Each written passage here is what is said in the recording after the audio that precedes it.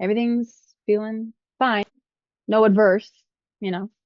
Yeah, So keep me updated on that because I sent her like some cool like medical literature specifically with Crohn's and colitis, and I'd be curious if she has some improvement with that. I think that would be very helpful for her. yeah, that was one of my conversations with her too. That's why I brought it up to her. I'm like, the food is really good, but I think you could even take it a step further and support it even more. Because she wants to go into more detoxing. I'm like, I think we should work with your colon a little bit more, make sure everything is crystal clear, you know, because she's still a little bit sensitive. If she goes off her food habits, shit hits the fan, basically. So she's very Yeah, sensitive, Like, ooh, we got more work literally. to do. Literally. So yeah, she's excited about it. I think that was some of the things I wanted to talk about today. And, is some of like the more specialty treatments and peptides and things available. So, I had talked with Ashley offline about using some peptides for gut healing, lorazepam, KPV. Those are things that I think, as we're working through GI maps, those are things you could be talking to your clients about. So all the peptides are not long-term treatments. And as we're doing antimicrobial herbs and repairing the gut, being able to use something a little stronger to kind of expedite that process of rebalancing microbiota or healing gut lining, helping with tight junctions. I think those should be talking points because I think that if clients have faster turnaround and start to have results, I think retention rates would also be pretty high. So being able to be equipped and me being able to answer questions for y'all to be comfortable about bringing those things up. So I don't know how many of your clients I spoke with. Is it Miriam Walker? She's one of Hmm. y'all's clients was asking some questions around peptides and for us to really be able to build some knowledge around that. And now that we have them accessible, being able to speak to that and kind of point them in that direction, I think would also be good. Hmm. Yep. Agreed. Is there any Um, specific questions me and John can be asking on a sales call about peptides? Like we could ask them about their hair or their skin. Are you currently using any over-the-counter creams? Because prescription isn't peptides can be way more beneficial apparently for hair or skin. What question would you advise us to dig deeper on a sales call?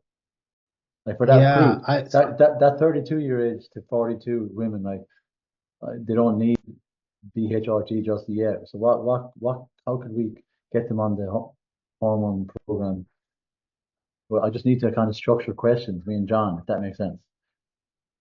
does things that I would consider with people coming into the program is I don't know how many, I would assume a lot just because of the clientele that you have are doing like Botox and other sorts of treatments I'm not a huge fan of.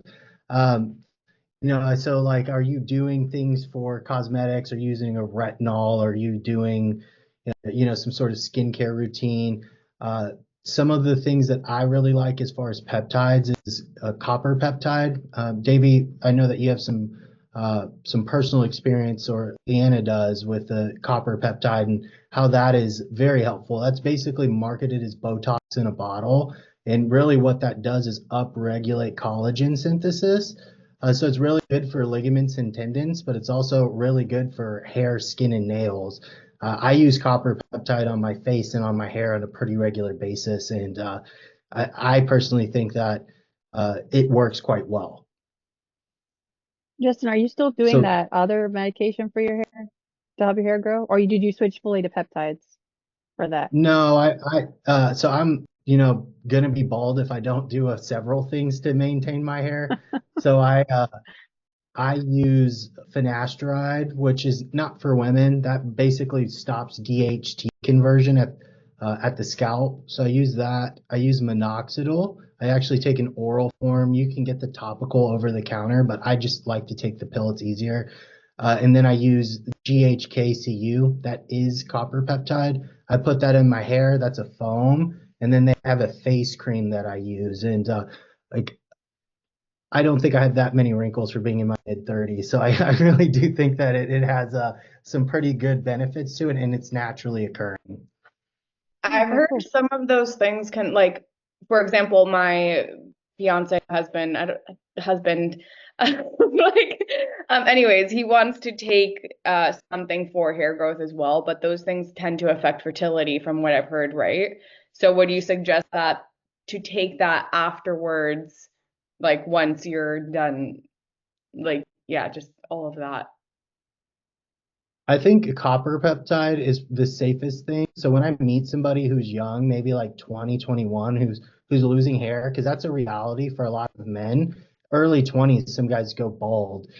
Copper peptide is non-hormonal and it has antioxidant properties. So that would be something I would consider somebody using, male or female. So it's not going to impact testosterone or dihydrotestosterone.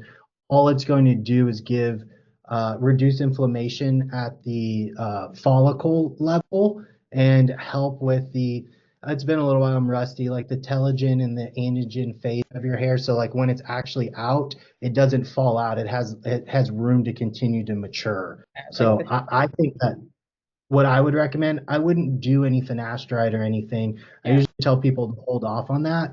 But I don't know if any of you follow me on social media, but I have a before and after of my hair. And I used to have like complete recession and a lot of diffuse thinning. Like I was pretty much bald like 4 years ago. So, if you're that far gone, you probably want this medication. But if you're trying to just maintain or not lose anymore, copper peptide's a great like starting therapy that's not going to have any negative consequences.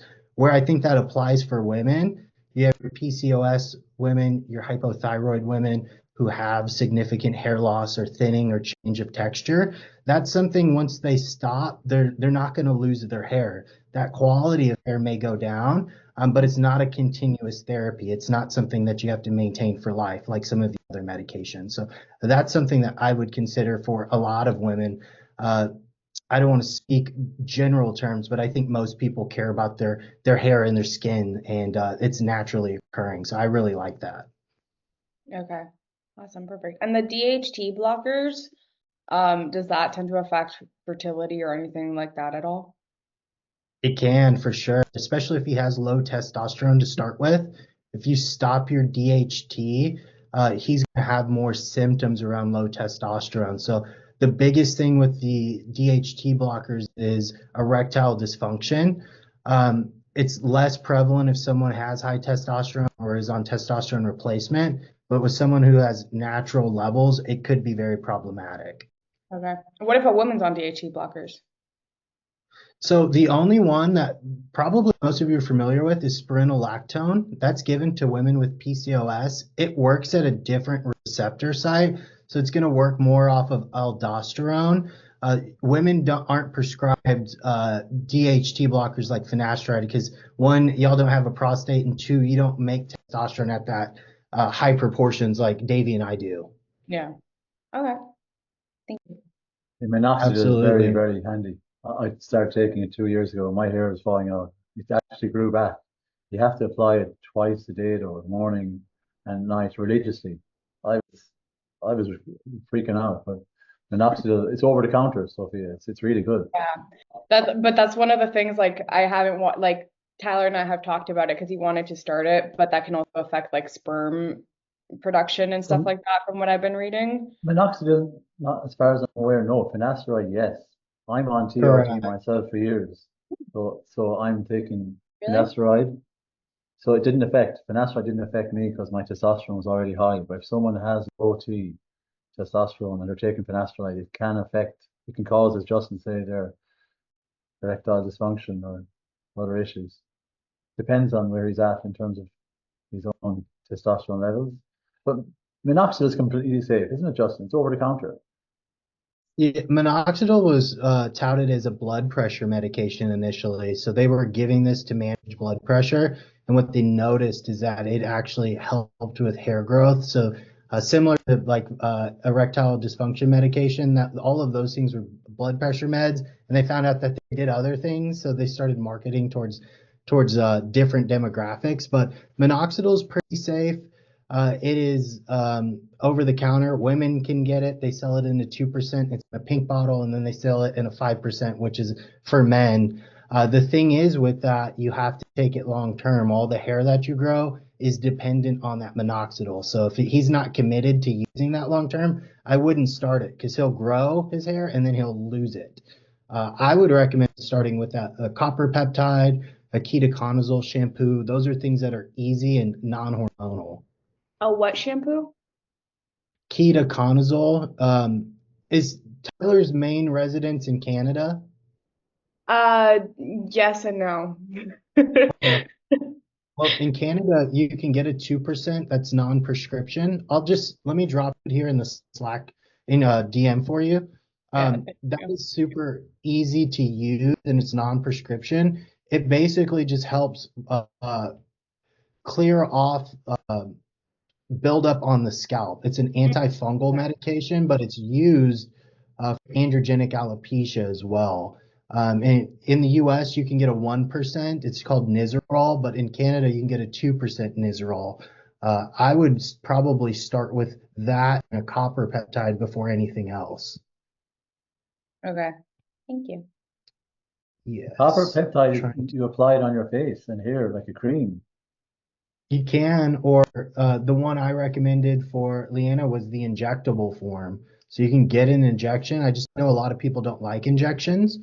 But I spoke with her. She said she had a lot of improvements in hair and skin quality when I spoke with her last week. I don't know if you noticed that personally on her, but I do see it being very, very helpful for those things. Yeah, I noticed that glow. Maybe I'm imagining things like a different glow on her face for sure. But a question on metformin. We just signed up a new client yesterday. Ashley, I don't know if you got a chance to.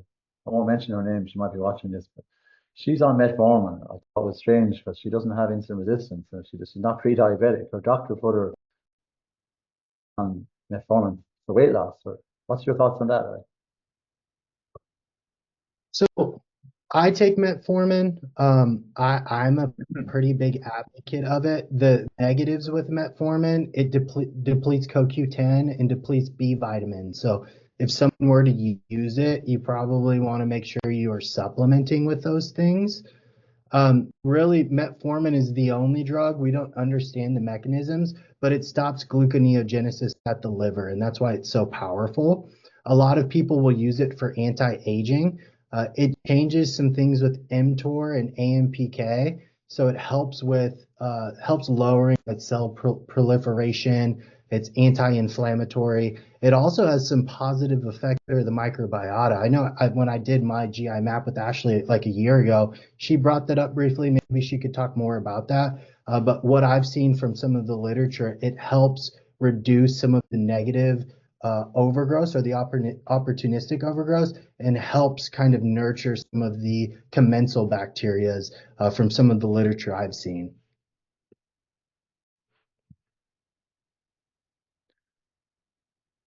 Overall, I don't think it's a bad option, though. I think it's just depending on what people want to do.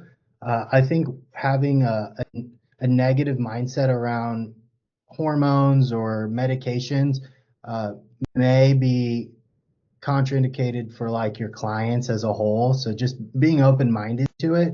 I know not everybody likes hormones, but some people do want to come in here and utilize those things. I think there's application for a lot of things, just based off of a person's want to use things, and then looking at familial history as well. I use metformin. My mom had gestational diabetes with me, so I tend to run higher blood sugars.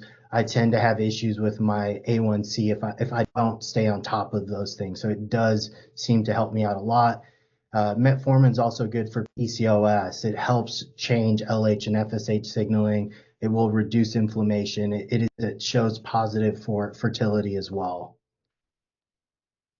Yeah, but on fertility, because I had a few calls in the last few weeks, women wanting to conceive and their husband as well, obviously. So what would be a plan of action, like nutrition-wise, training, supplements, even medical intervention for potential clients, they say? But before you jump into that, I just wanted to reiterate what Justin was saying, like with the metformin. And so, yeah, it's good for your good beneficial bacteria. It's good. It helps reduce some of the pathogenic bacteria. It's good for like the gut barrier. It's good for short chain fatty acids, such as butyrate, which is like really good for the gut lining. So, I mean, very specifically kind of targets short chain fatty acids, which is also anti-inflammatory. So, helps with the like gut brain axis. So lots of, I don't know, anyway, lots of pieces in that. I think it also helps with, motility and stuff like that too. So anyway, in terms of gut and metformin, I think the tricky part is that, it potential tolerance in terms of your gut, like it can also impact people's just tolerance GI wise. So as long as they tolerate it well. Not to keep beating the dead horse, but I actually was looking at a metformin and a lot of people having GI issues with it and like that loose stool you see. Sometimes that could be due to those pathogenic bacteria being in an abundance. So maybe using like a KPV or a VIP peptide to help reduce those pathogens before bringing something in like that is some ideas we've been playing with at First Optimal, and I think that may make that drug a little bit more tolerable. Now, that's theory. We haven't done it yet. I'll get somebody who wants to try it at some point, and then I could share that with you, Ashley, because I think that may be helpful as you look through GI maps. No, that'd be great. Thanks. To input from everybody here, but when I think about fertility, I really think about like optimal nutrient status to be able to have children. So nutrition is probably like the cornerstone of fertility. With that, we probably have reduction in inflammation because we have enough fiber, we have enough micronutrients. I think that inflammation is a big piece that when we look at fertility clinics, all they're looking at is LH, FSH, progesterone, anti-Müllerian hormone, and then maybe HCG if someone has a pregnancy that's like high risk, but no one's really addressing like insulin resistance, thyroid function, and inflammation. I usually see those as being culprits for people who are doing things like Clomid treatment and clomiphene, HCG, and they're still unable to get pregnant. There's usually some underlying cause just with like everything else that's preventing that person from achieving that pregnancy. So I think that lifestyle nutrition trump hormones, because if you can't balance those things, you can take all the fertility drugs you want. You're probably not going to have as much movement. And if you do get pregnant and you already have an ovulation defect, the chances of losing that baby are going to be pretty high because you're not able to make things like progesterone in appropriate ratios, so that corpus luteum starts to thin out and you're not able to protect that egg and help it mature. So I think that is probably the biggest thing for fertility, in my opinion. Yeah, to piggyback on that, I think also learning on top of that, detoxing, getting toxins out of your system that are obstructing normal hormone pathways, health of the uterus, health of the ovaries. Just to piggyback on this, because I think it can go back to the metformin.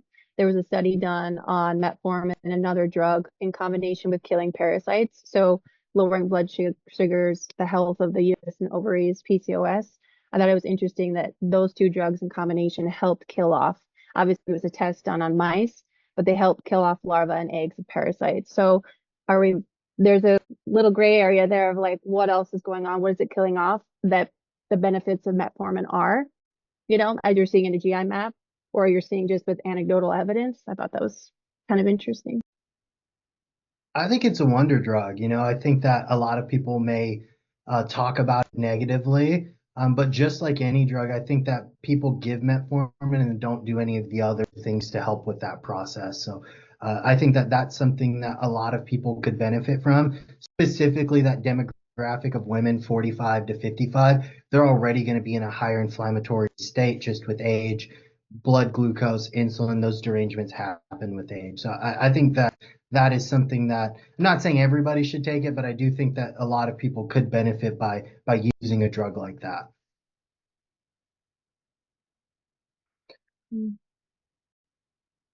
What other specific questions around fertility, Davey, have you been getting? I Uh, mean, we can just deep dive on that.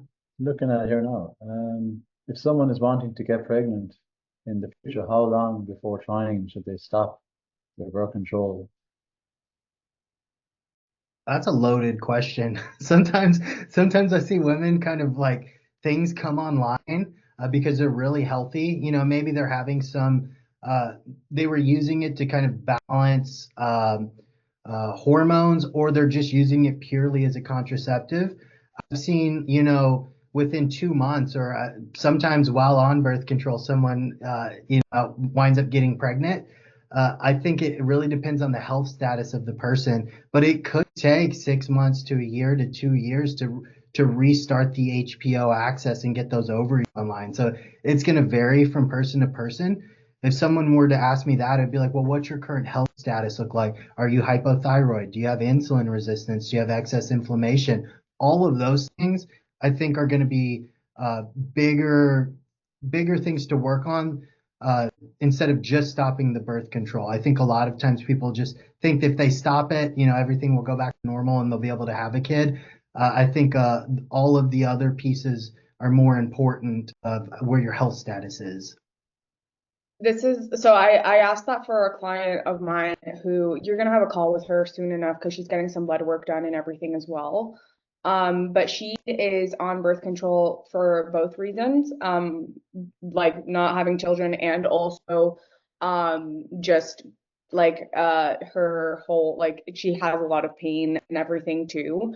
So like and it's not just the matter of like the issue getting pregnant, but also I don't know, I've been reading more about like the quality of the sperm, the quality of the pregnancy, if you're gonna have issues during the pregnancy, all of those things, because like one thing's getting pregnant, the other thing is having a nice healthy baby, a healthy pregnancy, and all of that too. That it's like all of that obviously affects your hormones, but you're also been putting in this into your body for X amount of time too. So, yeah, just making sure like what things they can do. And I know that you could probably go into more detail with her when you have the call, but it is a concern that we've talked about. Yeah, I think if she has like some sort of estrogen dominance, that's low levels of progesterone. That could be from a lot of things, being able to balance that out, work on detoxing estrogen appropriately. I think that may be able to stop some of those premenstrual type of issues she's having. I think she could have improvement with that. And then stopping the contraceptive obviously will be helpful. When I think about childbirth, because my wife is due, well, her due date was 2 days ago, but we're not doing an induced birth. We're having a home birth. I have a doula. I'm getting everything set up here at the house because I don't want her to, you know, have any issues with induction, and then there's an issue with the baby and they want to cut her out because that's the kind of the consensus that happens all the time. So I think that when we look at like mother's health is the most important because my role in creating a baby is maybe 10 minutes if I'm lucky. And, you know, the mom is going to be carrying that baby in all of the epigenetics. You know, you're basically creating most of that baby's genetics. You're passing on what's in your body. And that's why I always will screen with women like, hey, you have insulin resistance. How big were your babies? Did you have gestational diabetes? Oh, did you know that puts your kid at a higher risk of having diabetes when they grow up because you had high levels of insulin? I also see that to be an issue with women with excess estrogen, specifically when they have little girls. You're going to have to make a lot more estrogen to support that baby to help develop her follicles.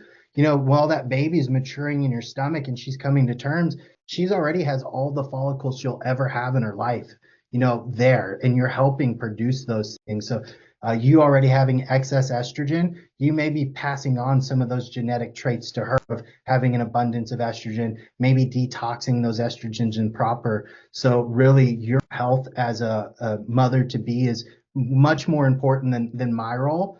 My role as far as sperm motility and fractionated DNA does play a role. I think guys need to eat well, stop drinking alcohol, limit toxin exposure. I think that's a piece of it, but y'all's role is much more important in that maturing of that baby. I hope that like gives a little bit more context as she looks at it. But y'all are so powerful, and I have so much respect for women because carrying a baby and making a baby is no joke. I'm glad I don't have to. I would say that, like, I know, it's pretty cool. I think it's amazing. I think also like the other thing that I've been reading about too, like for men, because it's also like the quality of sperm obviously is the DNA and everything that you are passing down to. What could a man do, and aside from nutrition, which of course is, or implement more, include more, stop doing, because I've been reading more about that too, that could help, make sure, because I've also been reading that apparently the quality of sperm can also affect the nausea, the miscarriages, the like it's more associated to the guy than the women. I'm not sure if that's true or not, but I've been reading more about that. I'm not sure on like nausea and things like that. I do know quality of sperm is going to have a lot to do with the success of the pregnancy, or at least the start. The implant, implant of the egg, getting that sperm in there. That guy's got to be pretty quick as far as the swimmer, and he can't be all misshapen, so he can go in appropriately. When you look at motility of sperm, you may have a million go out, and some of them will be swimming in weird directions, or they'll be too large or too small, and they won't be able to go in properly. So we do play a role there. Things that I would say like broad term for guys, vitamins and minerals. So getting your B's, your D's, I think are really important. And then when we look at some of the medical literature that supports like fertility, L-carnitine, even supplementation of oral L-carnitine is shown to help with motility of sperm. So I usually recommend a high quality D, a high quality methylated B, and some oral L-carnitine 500 to 1,000 milligrams a day. Those seem to be pretty potent on top of adequate sun exposure, resistance training, have an appropriate body fat level. I think guys who are really heavy have lower sperm and are going to have more oxidative stress in their sperm because they're unhealthy themselves.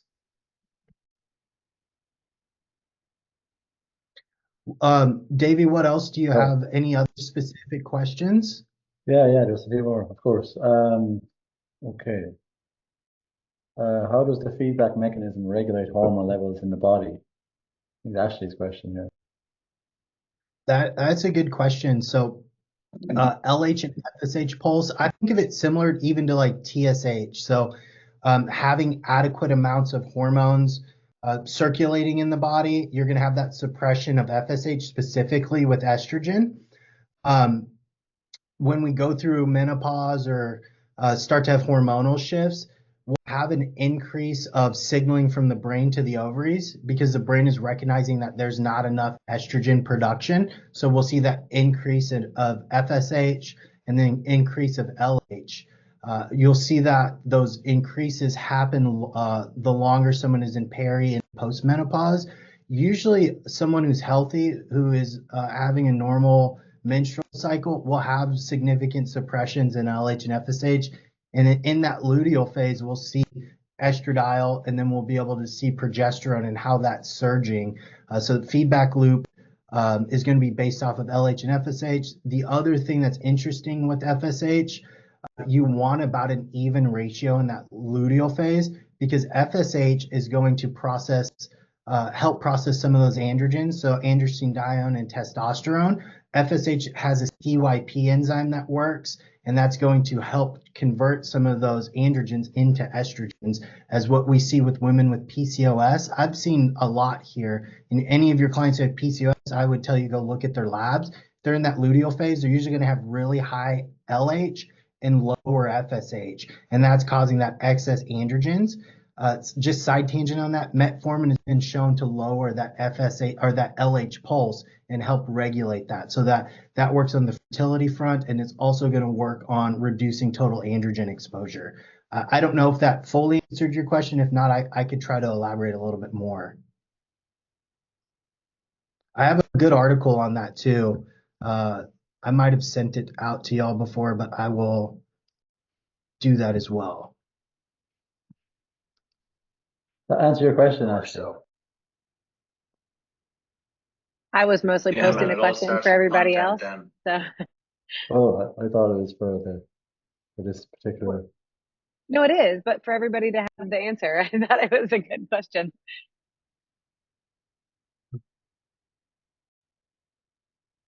Team. Sophie, I sent you that shampoo, and then anybody who watches this and wants the study about the LH and FSH, here is a PDF. So this is androgen action in the ovaries. I just dropped that in the whole team chat.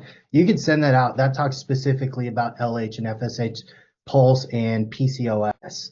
Because I know that's a thing that a lot of clients deal with, and this is exact mechanisms on how that works. So I'm curious when some people go on metformin and they don't feel that great, if this is then an indication of the die-off that's happening and also the way in which metformin is working and the detox pathways that people currently, whatever state that they're in, depends on how better or worse they'll tolerate the medication. Does that make sense?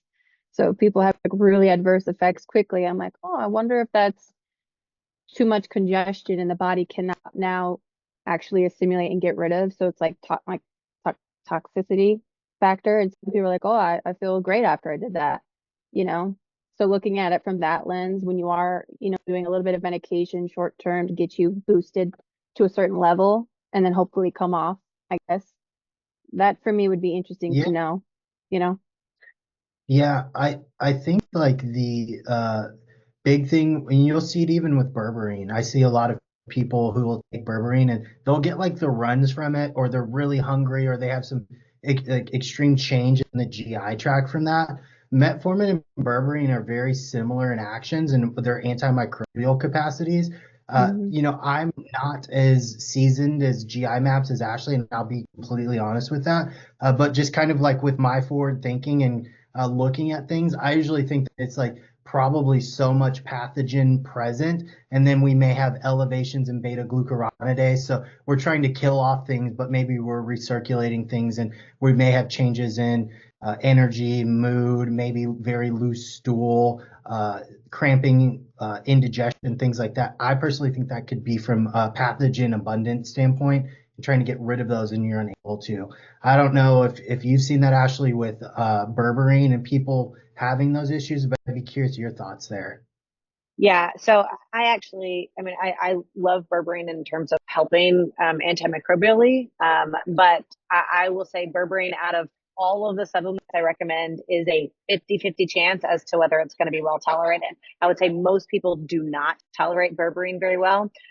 So I always tell people that early on, I'm like, it's powerful and it's great. But I would say even abundance of bacteria aside, it's just not super well tolerated because I have lots of antimicrobials, even with like all sorts of like crazy abundance that people tolerate just fine. And so, but it's one I like to use. And so I'm like, hey, let's try it out. And that's another reason why I have people start their supplements one at a time, because if they start them all at once and aren't tolerating well, then we don't know which one is not working. But 9 times out of 10, if people don't listen or don't hear to start them one time or whatever, just or I forget or something, and they start them all at once. If berberine's in the mix, I'm like, let's take that one out first and see if it works out okay. So I'm not saying that's not a piece of it, but I also just think it's its potency or how it's made up is just not super well tolerated, unfortunately. Yeah, I think that's good for sure.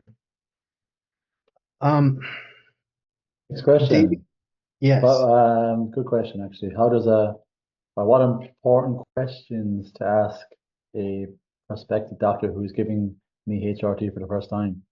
Should I be going in with some key questions to ask? Shouldn't you ask? Are you going to do blood work?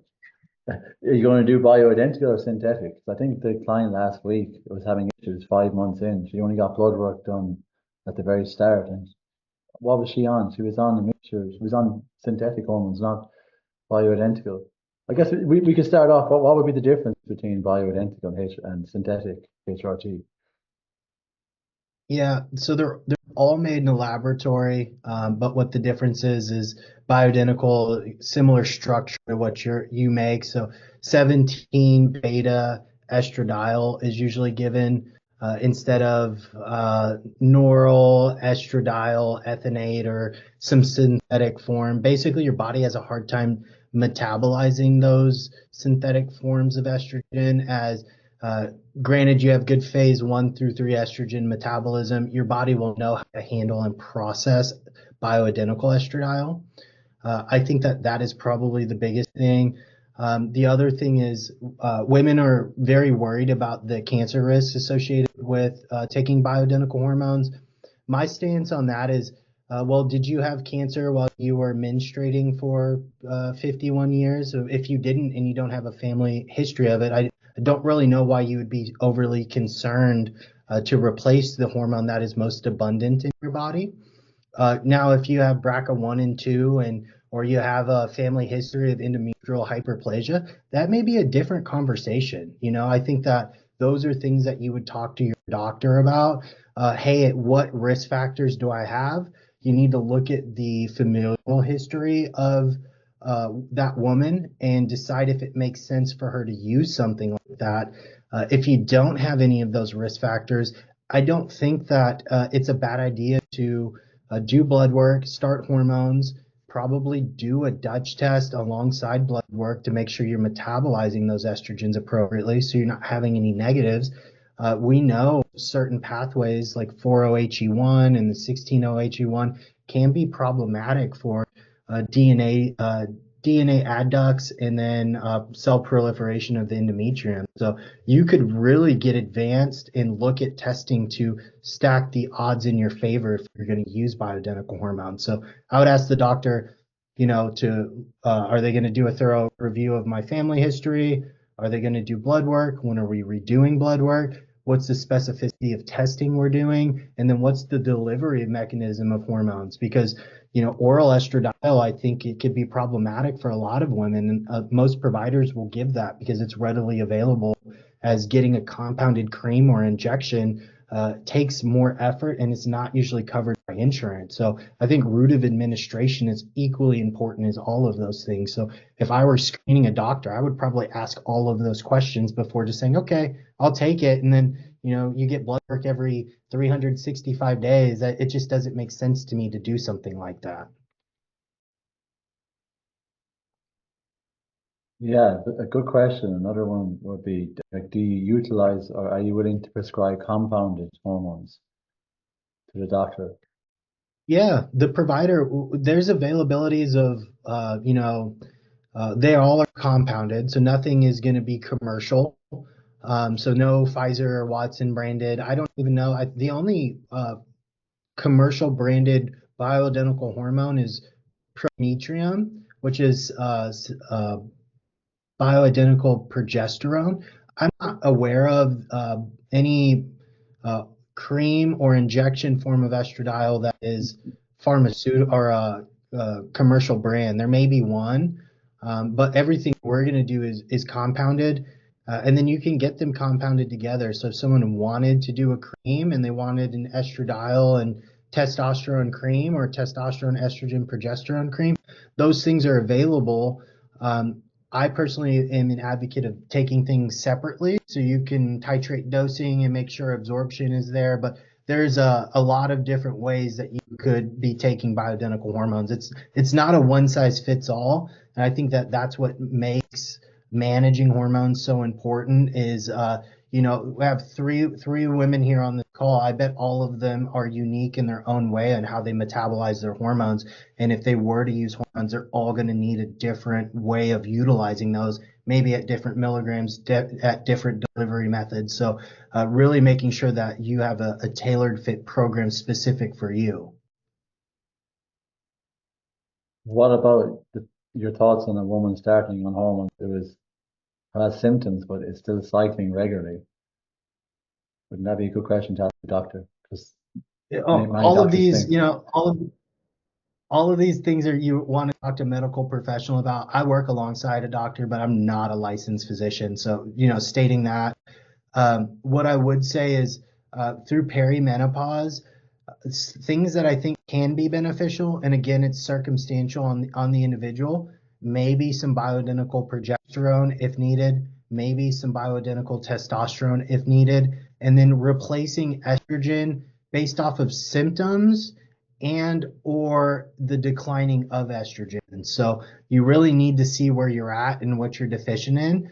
What we know is testosterone is very safe. There's not going to be any issues with proliferation of tissue. I worked with an OBGYN for years who specialized in fertility. She put even women who have BRCA1 and BRCA2 on testosterone because there's very low risk of that causing any issues with abnormal breast growth. Now, when you get into estrogen, that's a completely different scenario. Estrogen is very good. It has lots of benefits. But if you're at risk for things, that would probably be the last thing I would replace. I think that estrogen is very important in the body, but again, it's going to be based off of that individual and what they need. I think you can get a lot of leverage just out of using testosterone and progesterone and balancing adrenal hormones through DHEA, pregnenolone, stress management. I think there's a lot of things you could do. I hope that answers your question. I know it's very long-winded, but it's not a simple subject. Yeah, you said titrate. Like, shouldn't you ask a doctor, like, or you guys, like, do you work with women to titrate to find their dose? That's the art of hormone balance. You absolutely have to titrate, and you also have to do diagnostics. So I think the biggest thing for me is if you're unwilling to continuously do blood work till you can figure out your hormones, you probably shouldn't take them. I see a lot of people trying to rush the gun, just do blood work once, and they don't care. They just want the hormones.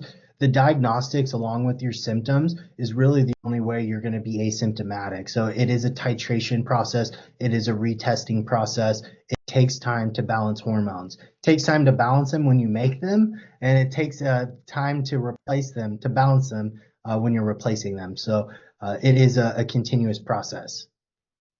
So typically, how long can it take for a woman to find her correct dose?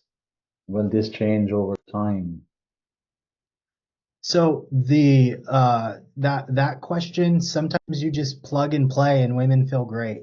I've seen that happen sometimes.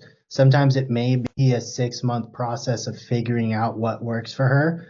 It's going to be based of all of the other things we talked about earlier on this call. What is digestion like? What is inflammation like? What does detox pathways look like? I feel like women who have a lot of issues with those things, if they're not willing to address those and all they want to do is replace hormones, you're going to be chasing your tail and spending money on nothing. And that's really why integrating what you're doing here with the hormone clinic makes the most sense, because now you have a broad scope of what you're wanting to do with somebody. Okay, what's next? What's I the have a quick benefits and question. risks?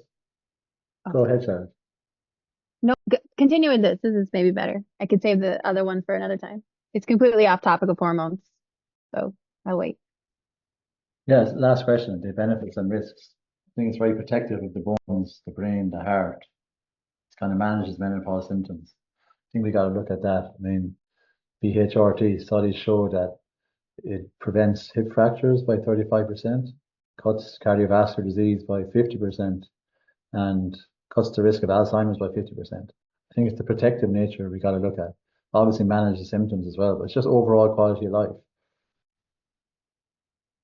Absolutely. Yeah, I think again, when it comes to risks is what are your risks coming into it? Even if you didn't replace hormones, are you at a higher risk of breast, endometrial cancers? Are those things present? They're not present and you're not currently working through or you're not in remission from something, they're pretty safe. A lot of the studies that people cite now, it's all over social media. Everything from 2020 and up is showing all of the benefits and debunking all of the things from the early 2000s. Again, it's just going to be dependent on where you are from your health status, at the start. If you're already dysfunctional, taking a bunch of hormones isn't going to make everything better for you. It's not a silver bullet. But I do think that the risks definitely, the risks are the reward is much higher than the risk. I think there's a lot of benefits there. again, I wouldn't have a bunch of my family members utilizing hormones in menopause if I thought it was going to kill them. I think that would make me a pretty terrible son. So I think that there's a lot of benefits there for sure.